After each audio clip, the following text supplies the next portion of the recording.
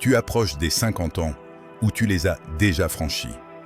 Alors, tu dois écouter cette vérité que peu ont le courage de te dire directement, sans détour, sans adoucir la réalité, avec des mots consolateurs qui ne servent qu'à retarder l'inévitable prise de conscience. Le soutien le plus fiable que tu auras dans la seconde moitié de ta vie ne viendra absolument pas de tes enfants, aussi aimants soient-ils. Il ne viendra pas de ta famille, malgré tous les liens du sang. Il ne viendra pas de tes amis, même les plus proches et fidèles. Et il ne viendra définitivement pas de la société qui t'entoure, cette même société qui idolâtre la jeunesse et marginalise systématiquement l'expérience et la sagesse. Les 5 piliers indestructibles.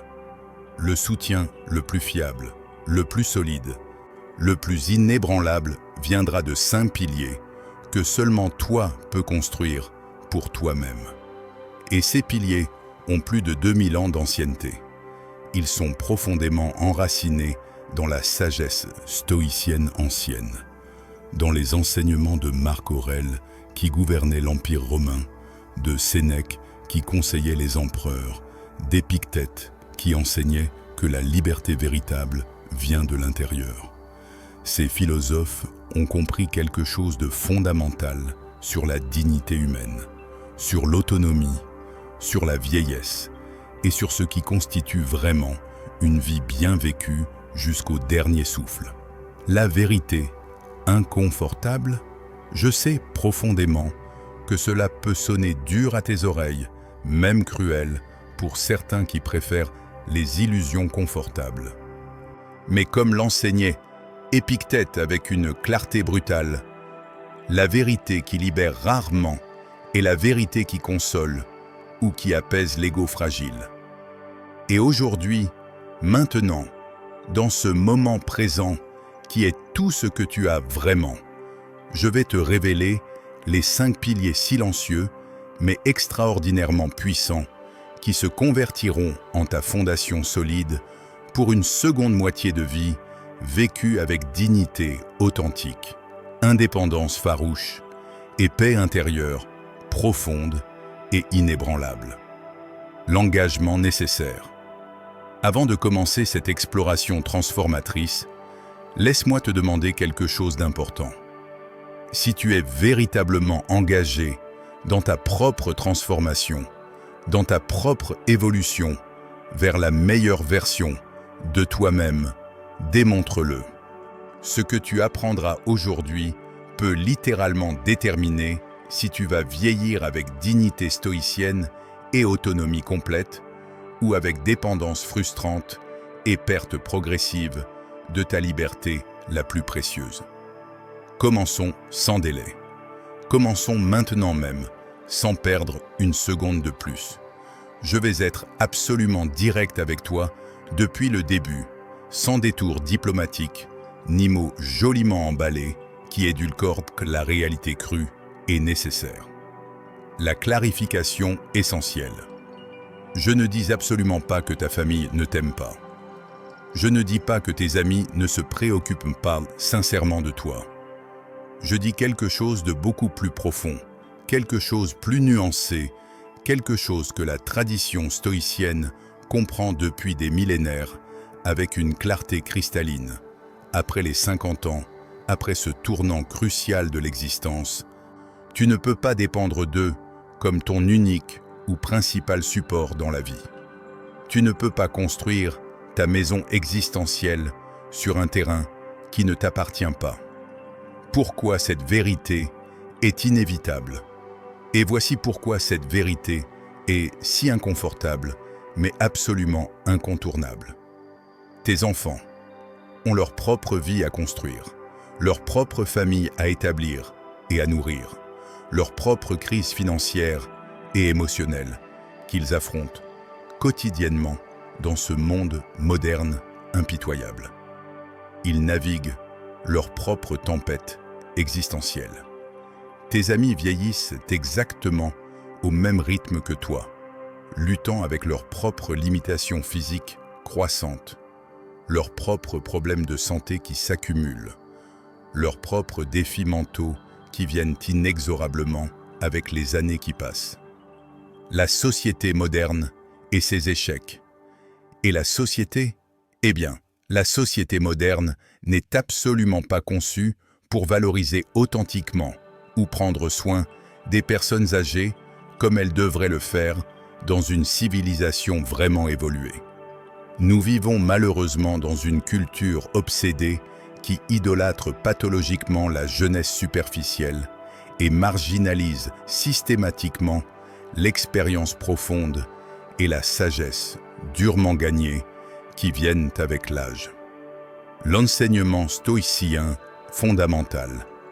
Marc Aurèle, empereur philosophe de Rome, enseignait quelque chose de profondément révélateur dans ses méditations. Il écrivait dans son journal personnel que celui qui construit sa vie, son bonheur, sa tranquillité d'esprit sur des choses extérieures qu'il ne contrôle pas. L'opinion des autres, l'aide de sa famille, les circonstances favorables, vivra toujours dans l'insécurité constante et anxieuse. Il sera toujours à la merci de forces qu'il ne maîtrise pas, de décisions que d'autres prennent, de changements imprévisibles dans les relations humaines qui sont par nature impermanentes et changeantes. La métaphore du terrain. Et c'est exactement, précisément, ce que tu fais quand tu comptes principalement, prioritairement, sur les autres pour ton bien-être après les 50 ans. Tu construis ta maison psychologique, ta vie, ta dignité, ton sens de sécurité sur un terrain qui ne t'appartient pas fondamentalement. Un terrain qui peut trembler, qui peut se déplacer, qui peut être retiré en dessous de tes pieds à tout moment sans avertissement préalable, te laissant sans fondation solide. Les 5 piliers contrôlables. Alors, quels sont exactement les 5 piliers que toi, et seulement toi, peux véritablement contrôler? Les 5 piliers que absolument personne ne peut te retirer, te voler, te confisquer. Les piliers qui demeurent avec toi, solidement, imperturbablement, sans fluctuer, peu importe ce qui se passe dans le monde tumultueux autour de toi. Nous allons explorer minutieusement chacun d'eux avec une profondeur substantielle, avec des exemples concrets et vivants, tirés de la vie réelle, avec la sagesse stoïcienne ancestrale, appliquée directement au monde moderne et à ta vie quotidienne. Premier pilier, la mobilité physique, ton plus grand actif après 50 ans. Laisse-moi te poser une question, brutalement honnête. Une question que tu préfères peut-être éviter, que tu préfères ne pas confronter directement, mais que tu dois absolument considérer sérieusement. La question fondamentale. Qu'arrive-t-il exactement quand tu ne peux plus te déplacer par toi-même? Quand monter des escaliers se transforme en exploit herculéen, apparemment impossible? Quand marcher jusqu'à la salle de bain devient une épreuve de résistance douloureuse et d'endurance épuisante? La réponse dévastatrice. La réponse est simple, directe et absolument dévastatrice pour la dignité humaine. Tu deviens dépendant des autres pour les tâches les plus basiques de l'existence. Et la dépendance physique, mon ami, mon compagnon sur ce chemin de sagesse, est le plus grand vol de dignité qui existe dans cette vie terrestre. C'est la perte de l'autonomie la plus fondamentale, celle qui définit un être humain libre. L'enseignement stoïcien sur le corps. Marc Aurèle écrivait dans ses réflexions personnelles que le corps est l'outil de l'âme dans ce monde matériel. Si l'outil est cassé, rouillé, non maintenu, alors l'âme, aussi noble soit-elle, ne peut accomplir ses desseins dans le monde physique. Épictète, qui était lui-même né esclave et boiteux, enseignait paradoxalement que même avec un corps imparfait, maintenir autant que possible sa mobilité et sa force est un devoir envers soi-même. C'est une question de dignité fondamentale et de liberté pratique. Le paradoxe du respect. Voici le paradoxe beau mais souvent incompris.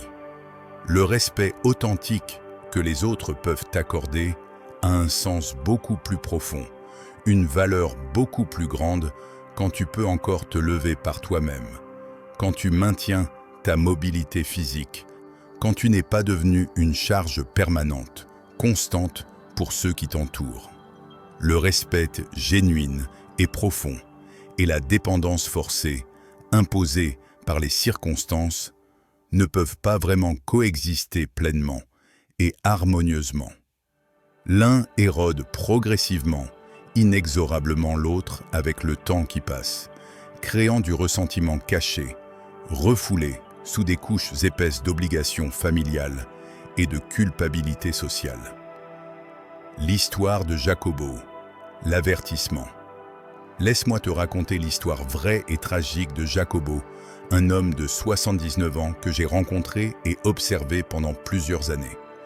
Durant toute sa vie adulte active, depuis ses 30 ans jusqu'à ses 65 ans d'âge, Jacobo négligea complètement, systématiquement toute activité physique régulière. Il travaillait 12 heures quotidiennes dans son entreprise d'import-export. Il arrivait chez lui complètement épuisé, vidé. Il s'asseyait lourdement devant le téléviseur avec son dîner et ainsi passaient les jours, puis les semaines, puis les mois, puis les années qui s'accumulaient. Les excuses classiques. « Je n'ai pas le temps pour l'exercice », disait-il avec conviction. « Je suis beaucoup trop fatigué après le travail pour bouger. Quand je prendrai ma retraite, alors oui, je vais marcher régulièrement, je vais prendre soin de moi, je vais faire toutes ces choses que maintenant je ne peux pas faire. » Les excuses classiques, familières, que nous avons tous entendues 1000 fois, que peut-être toi-même tu te répètes chaque matin quand tu éteins le réveil et décides de rester au lit plutôt que de sortir marcher dans l'air frais du matin. Le prix payé à 68 ans. Quand finalement Jacobo prit sa retraite et eut soudainement tout le temps du monde à sa disposition, son corps avait déjà exigé son prix complet avec des intérêts accumulés cruellement. Ses genoux étaient complètement détruits, usés par des décennies de surpoids constant et de sédentarisme total. Sa colonne vertébrale était gravement compromise, lui causant une douleur constante, lancinante, avec chaque mouvement, même le plus minime. Son équilibre était devenu précaire, dangereux, faisant de chaque pas une possibilité réelle de chute, de fracture, d'hospitalisation prolongée. Les rêves brisés. Jacobo voulait passionnément voyager en Espagne pour découvrir les racines ancestrales de sa famille. Il voulait marcher paisiblement le long des plages avec ses petits-enfants joyeux. Il voulait être actif, libre, indépendant dans sa retraite tant attendue. Mais son corps refusait maintenant catégoriquement de le permettre. Il était devenu littéralement prisonnier de sa propre immobilité, auto-créée par des décennies de négligence. La dépendance humiliante. Il dépendait de sa fille Raquel pour l'emmener au supermarché chaque semaine. Il dépendait de son épouse Sarah pour l'aider à s'habiller les matins où la douleur était trop intense. Il dépendait constamment d'autres personnes pour des tâches absolument basiques qui définissent normalement la dignité et l'autonomie humaine. La douleur. La plus profonde et le pire de tout, ce qui le torturait le plus, c'était qu'il pouvait voir clairement dans les yeux fatigués de sa fille ce flash de lassitude, de frustration réprimée mais visible, de vie personnelle sacrifiée pour prendre soin d'un père qui n'avait jamais pris soin de lui-même quand c'était encore possible. La confession déchirante. À 75 ans, Jacobo me confia quelque chose avec des larmes amères dans les yeux, des larmes de regret profond. « Je ne vis pas vraiment. me dit-il d'une voix brisée. Je survis à peine d'un jour au suivant. Et ce qui me fait le plus mal, ce qui me torture chaque nuit, c'est de savoir avec certitude que tout ceci était complètement, absolument évitable, si seulement j'avais pris des décisions différentes, meilleures, il y a 20 ans ou 30 ans. Le contraste, l'histoire de Raphaël. Maintenant, compare consciemment cette trajectoire tragique avec l'histoire radicalement différente de Raphaël, 67 ans brillant, originaire de Guadalajara. Depuis l'âge de 48 ans, quand il eut une petite alerte de santé, un épisode d'hypertension qui le conduisit à l'hôpital pour une nuit anxieuse, Raphaël prit une décision consciente, délibérée, qui transforma complètement la qualité de sa vieillesse. La décision transformatrice. Il commença à marcher 40 minutes chaque matin, sans aucune exception. Qu'il pleuve ou qu'il fasse chaud, qu'il soit fatigué ou énergique, chaque matin, sans exception, il marchait. Il incorpora une routine d'étirement de 15 minutes chaque après-midi avant le dîner. Rien de compliqué. Rien qui nécessitait une salle de sport coûteuse ou un équipement sophistiqué. Juste du mouvement constant, consistant, intentionnel, discipliné. La compréhension profonde. Il maintint son corps en mouvement même quand cela faisait mal, spécialement quand cela faisait mal. Parce qu'il comprit quelque chose que les stoïciens ont enseigné pendant des siècles. Le corps est le véhicule de l'âme dans ce monde, et si tu négliges le véhicule, l'âme ne peut voyager nulle part avec dignité. Les résultats. À 77 ans, Raphaël monte des escaliers sans aide de personne. Il voyage seul en bus pour visiter son frère dans une autre ville. Il conduit sa propre voiture pour faire les courses hebdomadaires. Il prend complètement soin de lui-même, sans être un fardeau pour qui que ce soit. Il danse encore avec son épouse les dimanches, quand ils mettent la musique de leur jeunesse. Il joue au football avec ses petits-enfants dans le parc. Pas au niveau professionnel évidemment, mais il joue. Il participe activement. Il vit pleinement. La liberté authentique. Il n'est prisonnier de personne ni de rien. Sa mobilité physique préservée lui a donné quelque chose d'inestimable que tout l'argent du monde ne peut acheter. La liberté authentique, réelle, pratique. Et la liberté, mon ami, est absolument synonyme de dignité humaine fondamentale. L'enseignement stoïcien approfondi. Sénèque écrivait dans ses lettres à Lucilius quelque chose de profond et toujours actuel. Ce n'est pas parce que les choses sont difficiles que nous n'osons pas. C'est parce que nous n'osons pas qu'elles sont difficiles. La mobilité physique après 50 ans ne concerne absolument pas courir des marathons compétitifs, ni rivaliser athlétiquement avec des jeunes de 20 ans pleins d'énergie débordante. Elle concerne quelque chose de beaucoup plus fondamental et essentiel. Ce que la mobilité signifie vraiment pouvoir aller aux toilettes sans assistance humiliante. Pouvoir te lever de ton lit par ta propre force chaque matin. Maintenir cette capacité sacrée, inestimable, de faire tes propres choix de vie parce que ton corps t'obéit encore, répond encore à ta volonté, à tes intentions. L'urgence du moment présent. Épictète enseignait avec insistance. Ce n'est pas ce qui t'arrive qui te perturbe, mais ton jugement sur ce qui t'arrive. Mais il ajoutait aussi quelque chose de crucial. N'attends pas que les événements arrivent comme tu le souhaites.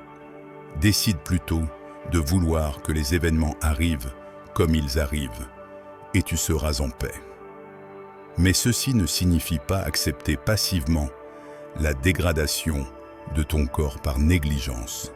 Cela signifie agir maintenant, aujourd'hui, dans le moment présent, qui est le seul moment réel que tu possèdes.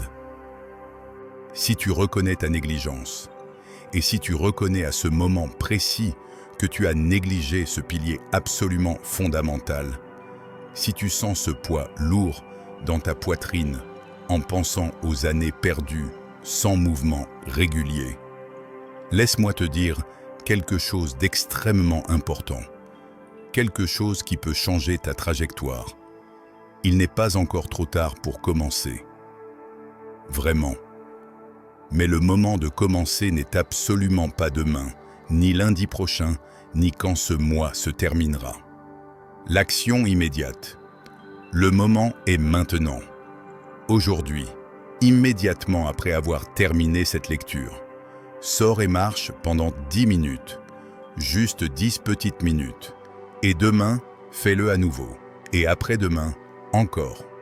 Construis l'habitude maintenant, pendant qu'il est encore temps de construire quelque chose de solide, avant qu'il soit vraiment trop tard pour construire quoi que ce soit de significatif.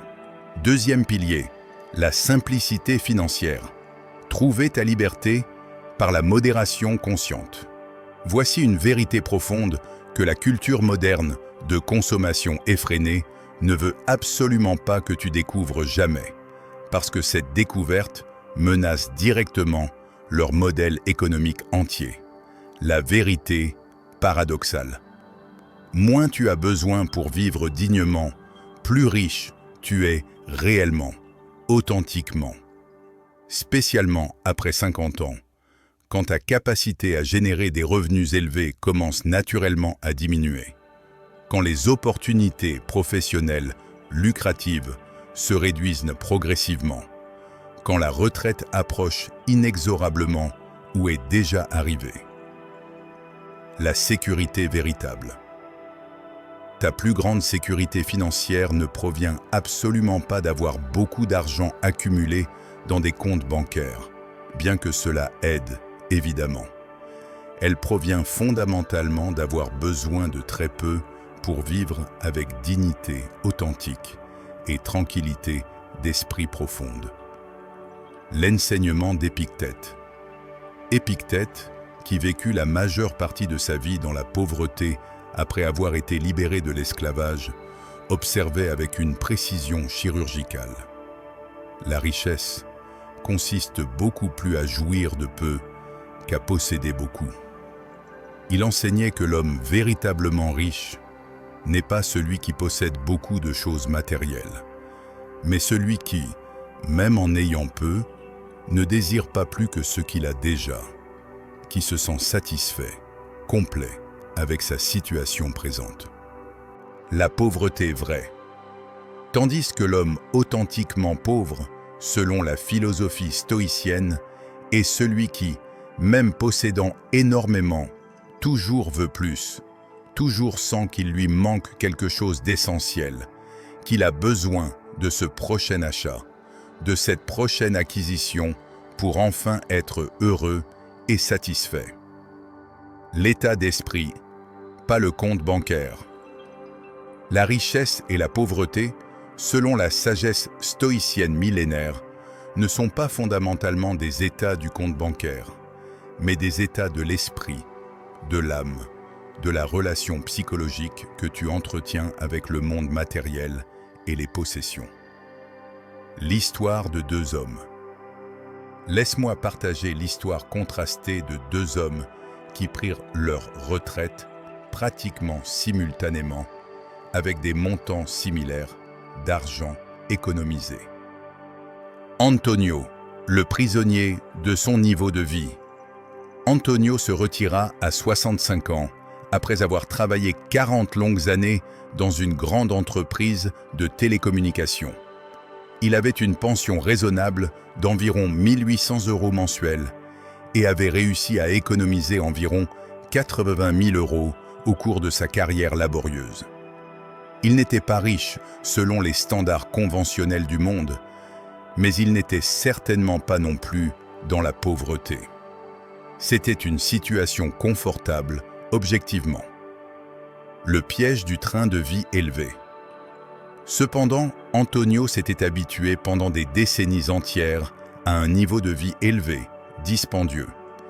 Il possédait une grande maison de 200 mètres carrés avec des coûts de maintenance énormes. Chauffage coûteux en hiver, réparations constantes qui s'accumulaient, impôts fonciers élevés. Il maintenait 2 voitures parce que lui et son épouse étaient habitués à avoir chacun la leur. Il payait une assurance santé privée premium qui coûtait 300 € mensuels. Il fréquentait des restaurants chers au moins 2 fois par semaine parce qu'il avait toujours fait ainsi. Il voyageait à l'étranger 2 fois par an vers des hôtels 4 étoiles confortables. L'anxiété financière constante. À 70 ans, Antonio vivait sous un stress financier constant, épuisant. Ses économies disparaissaient beaucoup plus rapidement qu'il ne l'avait calculé optimistement. L'inflation avait monté.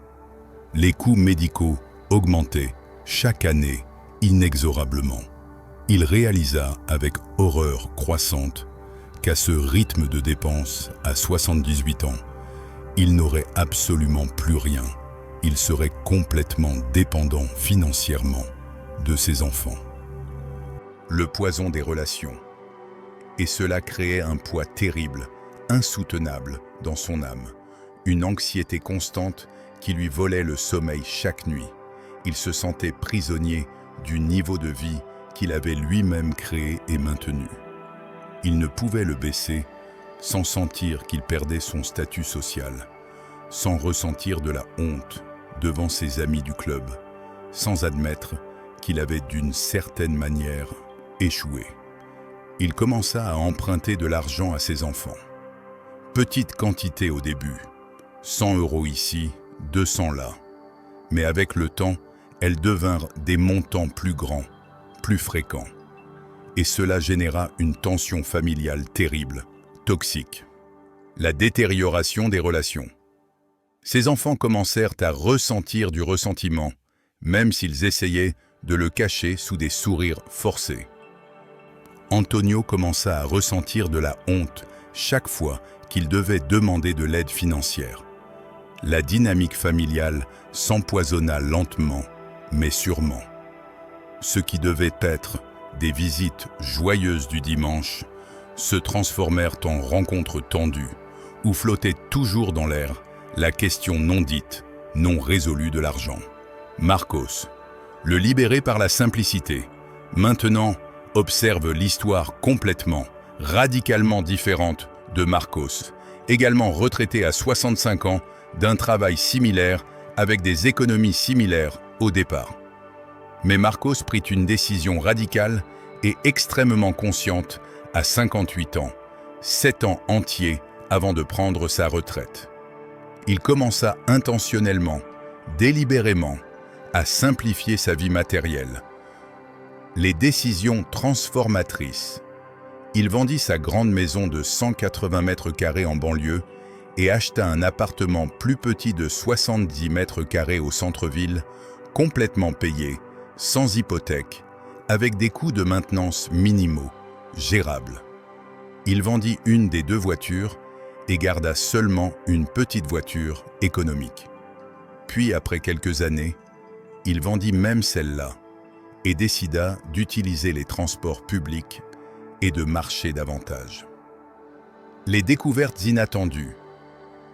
Il découvrit qu'il n'économisait pas seulement de l'argent substantiel, mais qu'il améliorait simultanément sa santé en marchant beaucoup plus. C'était un double bénéfice inattendu.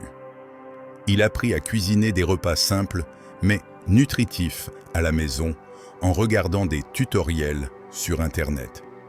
Il découvrit qu'il appréciait réellement le processus méditatif de cuisiner, que cela lui donnait un contrôle complet sur ce qu'il mangeait. La richesse gratuite. Il trouva un plaisir authentique, profond, dans des activités complètement gratuites.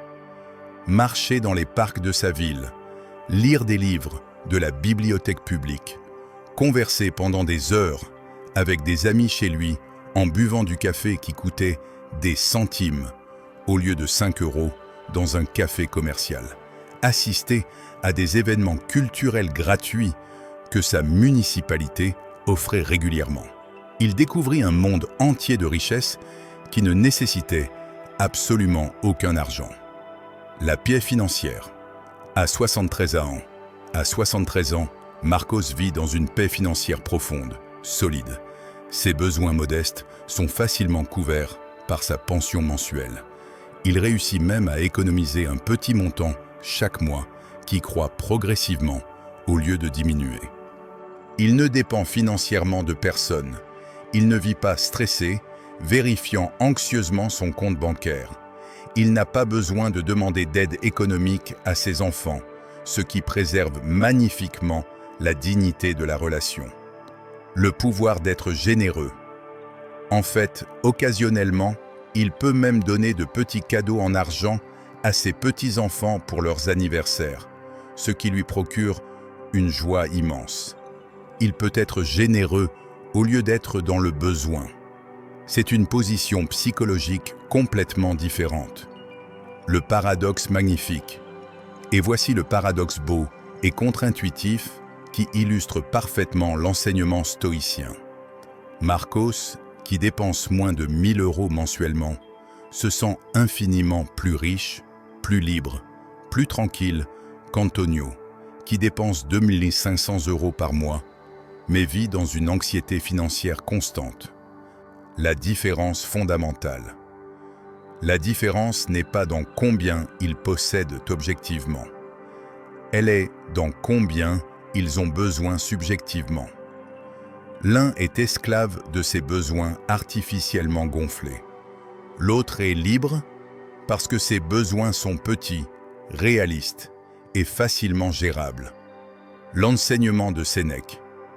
Sénèque écrivait dans « De la tranquillité de l'âme ». Il n'est pas pauvre, celui qui a peu, mais celui qui désire plus. Et il ajoutait « Ce n'est pas l'homme qui a trop peu qui est pauvre, mais celui qui en convoite davantage. » La simplicité financière après 50 ans ne signifie absolument pas vivre dans la misère abjecte ou la pauvreté extrême qui compromet la santé. Elle signifie vivre avec intentionnalité consciente, délibérée. Ce que la simplicité signifie, elle signifie choisir consciemment, intentionnellement, suffisant, au lieu de poursuivre sans fin, obsessionnellement, excessif. Elle signifie valoriser la liberté intérieure au-dessus des apparences superficielles devant les autres. Elle signifie prioriser absolument la paix intérieure profonde sur le prestige social externe qui est de toute façon vide, éphémère, sans substance réelle. La libération multidimensionnelle. Et cela te libère d'une manière qui va bien au-delà du simple aspect financier, comptable. Cela te libère émotionnellement parce que tu n'as pas besoin de mendier, de justifier tes décisions devant qui que ce soit. Tu ne dépends pas de la générosité incertaine ou de l'humeur changeante d'autres personnes, même pas de tes propres enfants bien intentionnés. L'exercice pratique transformateur. Il y a un exercice pratique puissant que je veux que tu fasses cette semaine même, sans délai. Assieds-toi avec du papier et un crayon. Oui, du papier physique, pas sur ton téléphone ou ordinateur. Écris 2 colonnes distinctes. Dans la première colonne, liste absolument toutes les choses que tu achètes régulièrement ou sur lesquelles tu dépenses de l'argent. Tout, depuis le café quotidien jusqu'à l'abonnement de streaming que tu utilises à peine. L'analyse honnête. Dans la deuxième colonne, à côté de chaque dépense, écris avec une honnêteté brutale combien de bonheur réel, authentique, cela te donne sur une échelle de 1 à 10. Tu vas découvrir quelque chose d'absolument choquant, révélateur. Beaucoup de tes dépenses, peut-être même la majorité écrasante, te donnent une satisfaction médiocre de 3 ou 4 sur 10. Ce sont des habitudes inconscientes, pas des choix conscients et délibérés. Ce sont des choses que tu fais simplement parce que tu les as toujours faites, pas parce qu'elles enrichissent réellement, authentiquement ta vie. l'élimination radicale. Maintenant, élimine courageusement tout ce qui est en dessous de 7 sur 10. Sois radical dans cette élimination. Sois courageux. Sois honnête avec toi-même. Et observe attentivement combien d'argent tu viens de libérer instantanément. Observe combien d'anxiété financière tu viens d'éliminer de ta vie avec une seule heure de réflexion honnête et courageuse. L'application de la sagesse. Cela, précisément cela, est la simplicité financière intentionnelle en action pratique. C'est la sagesse stoïcienne, millénaire, appliquée directement à ta vie moderne, quotidienne. Troisième pilier, la routine de santé. Ton bouclier, le plus puissant contre la vulnérabilité. Après les 50 ans, après ce tournant décisif de l'existence humaine, ton plus grand actif n'est absolument pas ta maison, aussi grande et luxueuse soit-elle, décorée avec goût et située dans le meilleur quartier. Ce n'est pas ton automobile, aussi neuve et performante que tu la maintiennes, symbole de réussite sociale. Ce n'est pas ton compte bancaire, peu importe le nombre de zéros qu'il affiche fièrement. Le véritable trésor, ton plus grand actif, ton trésor le plus précieux et irremplaçable est ta santé physique et mentale. Parce que sans santé fonctionnelle, absolument tout le reste perd instantanément son sens, sa valeur, son utilité pratique. Et avec la santé, même si tu possèdes relativement peu en termes matériels, tu possèdes encore énormément en termes de ce qui compte vraiment, essentiellement dans l'existence humaine. L'enseignement de Marc Aurèle. Marc Aurèle, empereur de Rome et philosophe stoïcien, écrivait dans ses Méditations quelque chose de profondément révélateur. Le corps est comme un fleuve qui coule constamment. L'âme est comme un rêve et une vapeur. La vie est une guerre et un séjour en pays étranger. Il comprenait profondément la nature transitoire, éphémère du corps physique. Mais précisément parce qu'il comprenait cette impermanence, cette fragilité fondamentale, il insistait sur l'importance cruciale de maintenir le corps en état fonctionnel tant que cela était possible. La responsabilité envers soi-même. Il enseignait que nous avons une responsabilité fondamentale, une obligation morale envers nous-mêmes de prendre soin du véhicule qui porte notre conscience à travers ce monde. Non pas par vanité superficielle, mais par respect pour la vie elle-même, par dignité personnelle. La vérité brutale sur les secondes chances. Laisse-moi être brutalement, inconfortablement honnête avec toi sur une réalité que beaucoup préfèrent ignorer, éviter, repousser mentalement, jusqu'à ce qu'elle les frappe violemment en plein visage, sans possibilité d'évitement. Après les 50 ans, et spécialement après les 60 ans franchis, ton corps ne te donne absolument pas de seconde chance facilement, généreusement, comme il le faisait peut-être dans ta jeunesse invincible. L'accumulation silencieuse. Cette cigarette que tu fumes quotidiennement en te disant que c'est juste ce n'est pas si grave. Ce sédentarisme chronique que tu justifies avec 1000 excuses élaborées et convaincantes. Cette alimentation négligée, remplie de fritures grasses et de sucres raffinés qui donnent un plaisir momentané. Cette absence complète de contrôles médicaux réguliers, parce que tu as peur, viscéralement terrifié, de ce que les examens pourraient révéler sur l'état réel de ton corps maltraité. La facture inévitable. Tout cela accumule silencieusement un prix, une dette biologique qui grandit avec intérêt composé. Et quand la facture arrivera, et elle arrivera sans aucun doute, aussi sûrement que le soleil se lève, elle sera extrêmement chère, douloureusement coûteuse. Pas seulement en termes d'argent dépensé en traitements médicaux, mais surtout en termes de qualité de vie perdue, d'autonomie sacrifiée, de dignité compromise. L'histoire de Paulo. L'avertissement ignoré. J'ai connu Paulo, 71 ans, originaire de Bogota. Durant toute sa vie adulte consciente, depuis ses 20 ans jusqu'à ses 65 ans de retraite, il négligea complètement, systématiquement, délibérément sa santé physique. Il fumait une boîte entière de cigarettes quotidiennement, sans exception. Il buvait de l'alcool en excès presque tous les week-ends, parfois même en semaine. Il mangeait des fritures industrielles, des viandes rouges grasses, de la nourriture rapide, transformée sans aucun contrôle ni modération. L'arrogance de la jeunesse prolongée.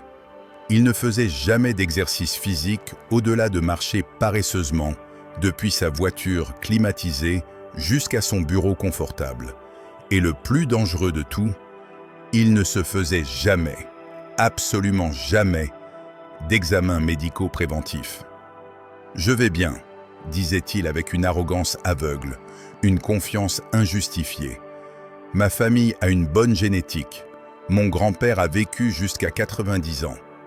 Moi aussi, je vais vivre longtemps sans problème. » Les justifications classiques, familières de celui qui ne veut pas confronter la vérité inconfortable, qui préfère l'illusion rassurante à la réalité potentiellement dérangeante.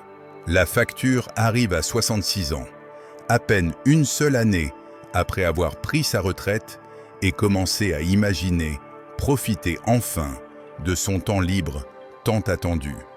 Le corps de Paulo lui envoya la facture complète, détaillée, avec tous les intérêts accumulés pendant des décennies.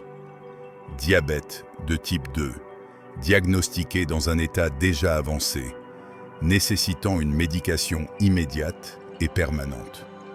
Pression artérielle dangereusement, mortellement élevée, qui nécessitait une intervention pharmaceutique urgente. Début de problèmes cardiaques sérieux, détectés lors d'un électrocardiogramme d'urgence après un épisode terrifiant de douleurs thoraciques intenses. De la nuit au jour, littéralement, il se transforma en otage de multiples médicaments. La pharmacie personnelle metformine pour contrôler le diabète galopant. 2 types différents de pilules pour gérer la pression artérielle instable. Statine puissante pour réduire le cholestérol dangereusement élevé. Aspirine quotidienne pour prévenir les caillots sanguins potentiellement mortels. Sa table de nuit ressemblait désormais à une petite pharmacie personnelle. Sa vie se transforma en un cycle interminable, épuisant de consultations médicales. Chaque spécialiste lui donnant de mauvaises nouvelles supplémentaires ou des restrictions additionnelles frustrantes. Les restrictions cruelles. Restrictions alimentaires sévères, drastiques, qui faisaient de chaque repas un rappel douloureux, amer de ses décennies d'excès insouciants. Il ne pouvait pratiquement plus rien manger de ce qu'il aimait vraiment, de ce qui lui donnait du plaisir. L'endocrinologue lui interdit complètement le sucre sous toutes ses formes. Le cardiologue lui interdit le sel et toutes les graisses saturées.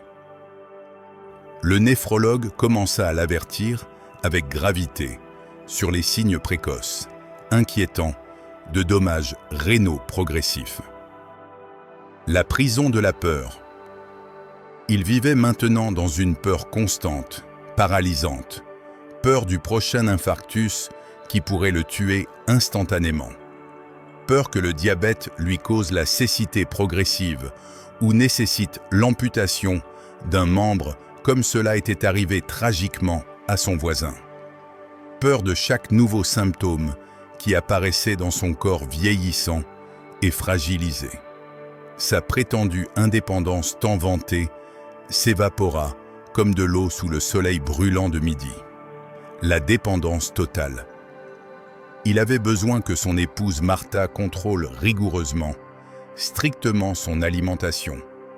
Parce qu'après des décennies de mauvaises habitudes profondément ancrées, il n'avait absolument pas la discipline personnelle nécessaire. Il avait besoin que sa fille Carolina lui organise méticuleusement ses médicaments dans ses piluliers hebdomadaires, colorés, parce qu'il se confondait constamment avec tant de pilules différentes à prendre à des moments précis. Il avait besoin d'accompagnement à chaque consultation médicale parce que les diagnostics lui causaient une telle anxiété accablante qu'il ne pouvait les processer seul, sans soutien émotionnel. La survie, pas la vie. À 70 ans, Paulo ne vivait pas vraiment, authentiquement. Il survivait simplement, péniblement, d'un jour au suivant, d'une pilule à la prochaine, d'une consultation médicale anxiogène à la suivante. Sa retraite, qui aurait dû être son époque dorée de liberté et de plaisir, se transforma en une prison médicale de sa propre création négligente. Une prison dont il ne sortirait jamais. Le contraste. L'histoire d'Alberto. Contraste maintenant cette trajectoire tragique avec l'histoire complètement, radicalement différente d'Alberto, 74 ans brillant, de Valence, Espagne. Depuis l'âge de 48 ans, après qu'un ami très proche mourut soudainement, brutalement d'une crise cardiaque à seulement 50 ans, Alberto eut son moment de réveil brutal, son éveil existentiel. La décision consciente. Il prit la décision consciente, délibérée d'implémenter une routine de santé simple, mais absolument, rigoureusement consistante, sans exception. Il commença à marcher 30 minutes tous les jours sans aucune exception. Pas courir comme un athlète, pas faire des marathons compétitifs, juste marcher à un rythme modéré, mais constant, régulier. La transformation alimentaire. Il transforma graduellement, progressivement, son alimentation sans changement drastique, impossible à maintenir. Beaucoup plus de légumes variés, colorés. Des fruits frais chaque jour, sans exception. Du poisson grillé ou cuit au four 2 ou 3 fois par semaine. Il réduisit drastiquement sa consommation de viande rouge à seulement 1 fois par semaine, le dimanche. Il élimina presque complètement les aliments ultra transformés, industriels de son régime quotidien. Les examens préventifs. Il commença à se faire des examens médicaux complets 1 fois par an religieusement, sans manquer une seule fois. Analyse de sang, complète et détaillée. Électrocardiogramme pour surveiller son cœur. Études préventives recommandées spécifiquement pour son groupe d'âge. Il priorisa absolument de dormir 7 à 8 heures complètes chaque nuit, pas 5 ou 6 heures insuffisantes comme il faisait auparavant dans sa vie professionnelle frénétique. Il maintint une hydratation adéquate, consciencieuse en buvant au moins 8 grands verres d'eau pure quotidiennement. Les résultats. À 74 ans. À 74 ans, le résultat est ce que certains pourraient appeler miraculeux, mais qui est en réalité complètement logique, prévisible, la conséquence naturelle de décennies de choix sages répétés. Alberto ne prend pas un seul médicament de manière continue. Pas un. Sa pression artérielle se maintient dans des plages complètement normales pour n'importe quel âge. Ses analyses sanguines ressortent excellentes année après année. La liberté physique. Son niveau de sucre sanguin est parfait, stable. Son cholestérol est contrôlé naturellement, sans nécessité de statines pharmaceutiques. Il possède une énergie authentique, réelle, pour jouer activement avec ses 5 petits-enfants énergiques dans le parc pendant des heures. Il voyage avec son épouse 2 fois par an, sans aucune limitation de santé contraignante. Il fait les activités qu'il aime vraiment, jardinage thérapeutique, marcher dans les montagnes proches, nager en été dans la mer Méditerranée. La vraie listrée, il a dit, il est complètement, totalement libre parce que son corps fonctionne correctement, parce qu'il prit soin méticuleusement du temple de son âme pendant des décennies avant qu'il ne s'effondre en ruine irréparable. L'enseignement de Sénèque sur la prévention. Sénèque écrivait avec une sagesse intemporelle dans ses lettres philosophiques. Il est trop tard pour économiser quand on arrive au fond du tonneau. Il ajoutait: la meilleure médecine est de prévenir la maladie avant qu'elle n'apparaisse. Les stoïciens comprenaient profondément quelque chose que la médecine moderne confirme maintenant avec des données scientifiques rigoureuses. La prévention est infiniment, exponentiellement plus sage, plus efficace, moins coûteuse que la tentative de remédier à des maladies déjà établies, déjà enracinées dans le corps. L'obligation stoïcienne. Épictète enseignait que nous avons une obligation morale, éthique envers nous-mêmes, de maintenir notre corps en état fonctionnel.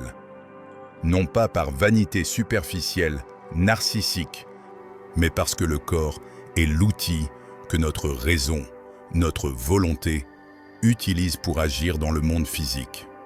Si l'outil est brisé, négligé, mal entretenu, alors même la volonté la plus noble, l'intention la plus pure, ne peut se manifester dans la réalité concrète. La connexion avec l'indépendance. Et voici la connexion directe, inévitable, avec ton indépendance après 50 ans. Meilleure est ta santé physique et mentale. Moins tu dépends d'autres personnes pour les tâches les plus basiques, les plus fondamentales de la vie quotidienne. Tu n'as pas besoin d'accompagnateur anxieux à chaque consultation médicale stressante. Tu n'as pas besoin d'aide constante pour préparer des repas spéciaux compliqués avec restrictions multiples. La liberté par la santé. Tu n'es pas otage, prisonnier d'horaires stricts, rigide de médications multiples. Tu ne vis pas ta vie entrant et sortant constamment d'hôpitaux froids et de cliniques impersonnelles. La santé est synonyme direct, immédiat de liberté pratique. La santé est synonyme évident de dignité humaine préservée. Et la santé après 50 ans exige un effort intentionnel, conscient, discipliné et quotidien, sans exception. La réalité incontournable. Elle n'arrive pas par accident heureux. Elle n'arrive pas par chance génétique seulement. Elle arrive exclusivement par des décisions correctes, sages répétées, des milliers et des milliers, 2 fois au fil des années. La routine simple mais puissante.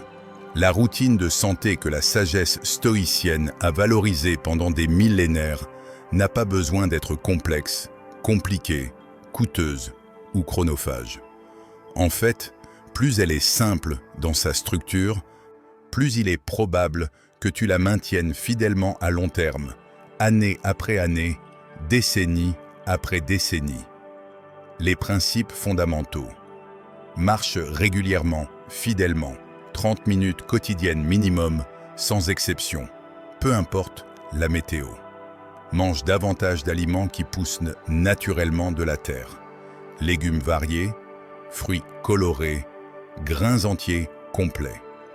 Mange beaucoup moins d'aliments qui proviennent de l'usine, dans des emballages plastiques, avec des ingrédients que tu ne peux même pas prononcer correctement.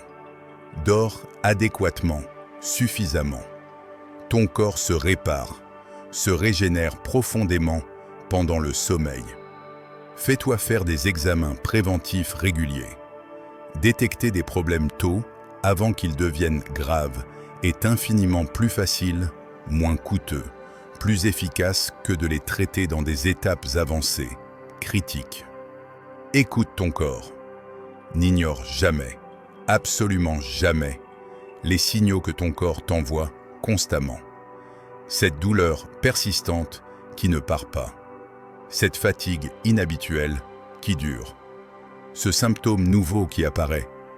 Ce ne sont pas juste des choses de l'âge à ignorer stoïquement. Ce sont des messages importants, des avertissements qui nécessitent attention immédiate et investigation sérieuse. Le défi pratique. Je veux que tu fasses un engagement concret avec moi, maintenant, immédiatement. Écris cet engagement. Je m'engage à marcher 20 minutes aujourd'hui. Seulement cela. Ne promets pas que tu vas transformer toute ta vie complète demain matin dans un élan héroïque, mais insoutenable. Engage-toi simplement, publiquement, à marcher 20 minutes aujourd'hui, la construction progressive. Et ensuite, fais-le, réellement, physiquement.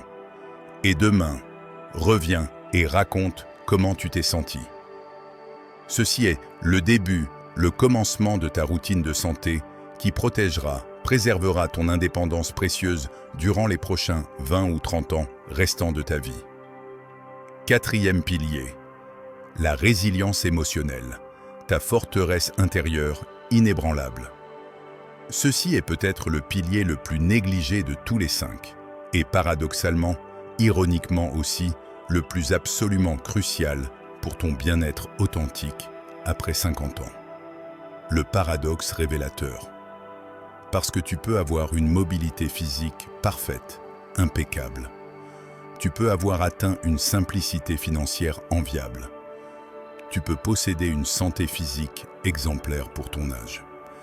Mais si tu n'as pas développé, cultivé cette résilience émotionnelle, cette force intérieure profonde, tu restes néanmoins profondément vulnérable et dangereusement dépendant émotionnellement des autres personnes, de leurs opinions, de leurs actions, de leur présence.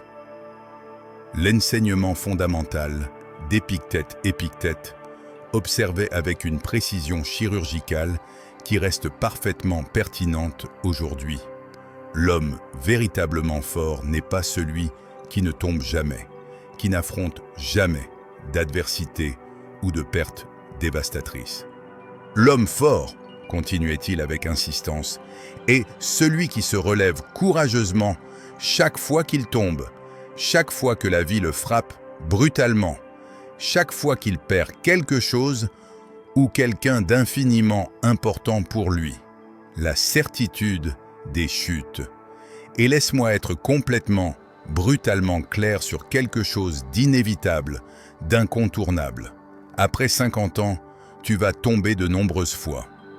Ce n'est pas une simple possibilité abstraite. C'est une certitude mathématique, une garantie existentielle. Les pertes inévitables. Tu vas perdre des personnes que tu aimes profondément, viscéralement. Des amis de toute une vie vont mourir, disparaître de ton existence. Ton époux ou ton épouse peut mourir avant toi, te laissant veuf ou veuve et dévasté. Tes frères et sœurs commenceront à partir vers l'autre rive. Tu vas affronter des maladies, les tiennes propres ou celles d'êtres chers. Tu vas devoir gérer des limitations physiques croissantes, progressives, que tu n'as pas choisies et que tu ne peux éviter complètement. Les transitions douloureuses. Tu vas expérimenter des pertes profondes et des transitions existentielles douloureuses que absolument personne ne t'a préparé à affronter avec grâce et dignité. La question cruciale. La question n'est donc pas du tout si ces choses vont arriver.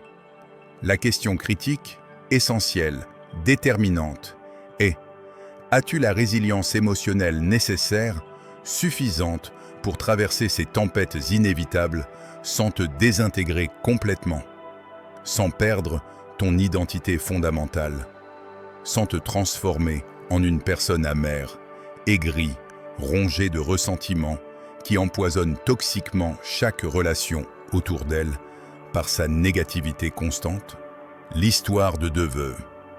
Laisse-moi te raconter l'histoire contrastée de deux hommes veufs qui illustrent parfaitement, clairement, cette différence absolument cruciale de résilience émotionnelle. Francisco, l'effondrement. Francisco perdit tragiquement son épouse Dolores à l'âge de 67 ans. Ils avaient été mariés pendant 44 années complètes. C'était une histoire d'amour authentique, profonde, de celles qui te font croire sincèrement en l'institution du mariage. Mais quand Dolores mourut, après 2 longues années de lutte acharnée, douloureuse, contre un cancer implacable, quelque chose de fondamental en Francisco mourut aussi simultanément. L'identité fusionnée. Il s'identifiait complètement, totalement, à travers elle, à travers leur relation. Quand les gens lui demandaient qui il était, il répondait toujours « Je suis le mari de Dolores ». Son identité entière, complète, était fusionnée inextricablement avec la sienne. Quand elle partit définitivement, Francisco ne perdit pas seulement son épouse aimée. Il perdit simultanément son identité construite, son but dans la vie, sa raison même d'exister dans ce monde. La descente dans les ténèbres. Il entra dans une dépression profonde, noire, abyssale, qui engloutit, dévora tout ce qui restait de bon dans sa vie. Il arrêta complètement de prendre soin de lui-même. Il mangeait mal ou simplement ne mangeait pas du tout pendant des jours. Sa maison, autrefois propre et ordonnée, se transforma en un désastre chaotique. Il s'isola complètement, totalement, de tous ses amis qui essayaient désespérément de l'aider, de le soutenir. L'amertume toxique. Il ne répondait plus aux appels téléphoniques inquiets. Il ne sortait jamais de sa maison pour absolument rien, sauf les nécessités les plus basiques, minimales. Il devint amer, profondément amer, rempli de ressentiment contre Dieu, contre la vie injuste, contre l'univers cruel qui lui avait arraché violemment sa compagne de vie. Le fardeau pour la famille. Chaque conversation tournait obsessionnellement autour de sa perte, de l'injustice cosmique, de sa solitude insupportable maintenant. Il se transforma en fardeau émotionnel lourd pour ses enfants, Rodrigo et Patricia.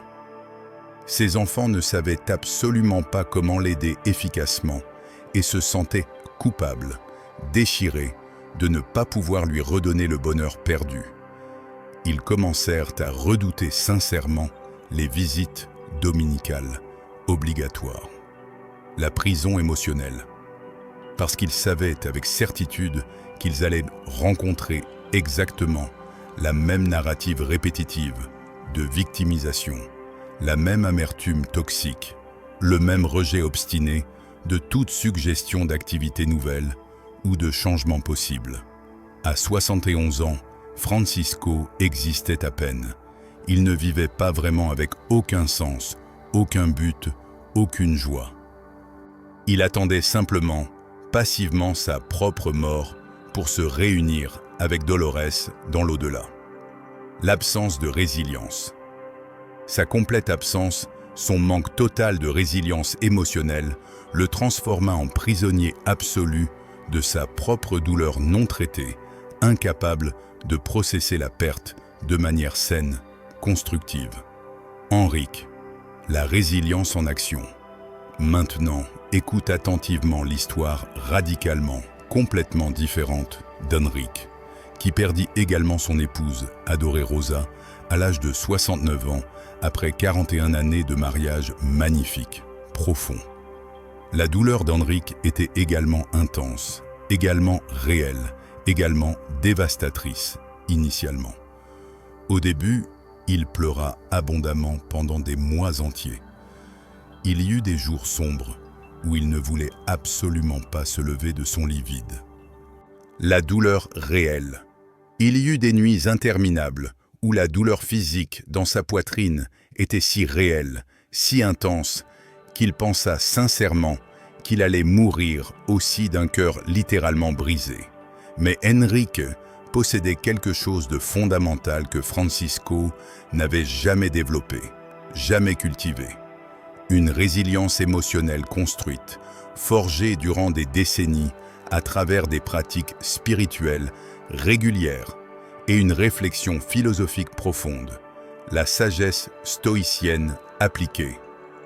Henrique suivait consciemment un enseignement de Marc Aurèle qui écrivait « Tu as le pouvoir sur ton esprit, pas sur les événements extérieurs. Réalise ceci, et tu trouveras la force. Il permit consciemment, délibérément, que la douleur le traverse complètement, sans résistance rigide, mais sans permettre jamais que cette douleur le définisse totalement ou le consume entièrement dans ses flammes destructrices. Le temps n'est pour guérir.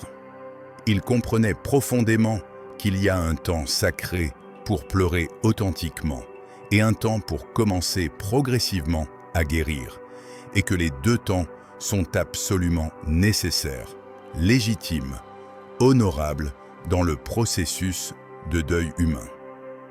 La discipline dans la douleur.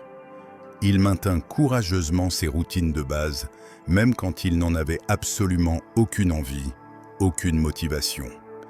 Il continuait à marcher chaque matin fidèlement, même s'il marchait en pleurant silencieusement. Il continuait à cuisiner pour lui-même, même si manger seul lui brisait le cœur.